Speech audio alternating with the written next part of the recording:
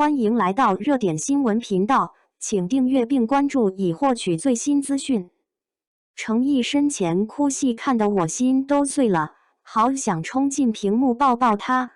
程毅在生前中的哭戏真的虐到了我，我以为在云鸿生爸爸为了救他而死时，他绝望又自责的哭戏已经很虐了。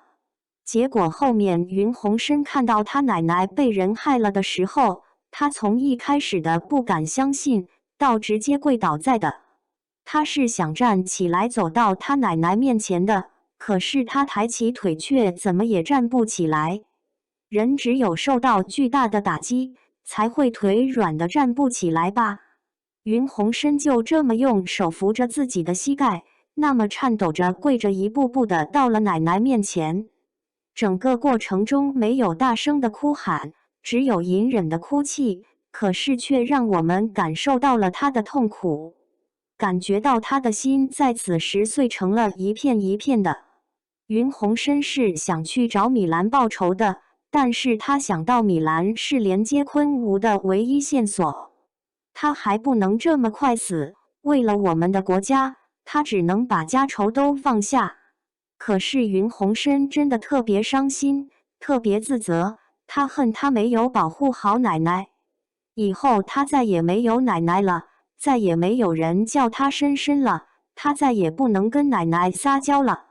云鸿生一个人到奶奶的房间，躺在奶奶的床上，自己抱着自己，他的心碎成了一片一片的。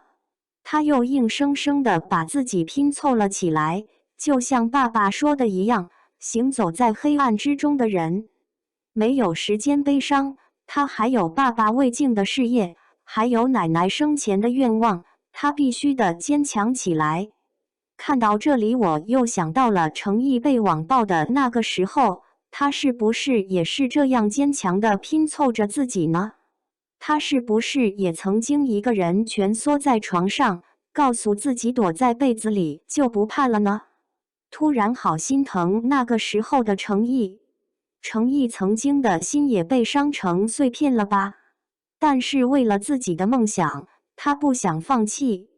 不愿意就此被打倒，他努力坚持了下来。还好他没放弃，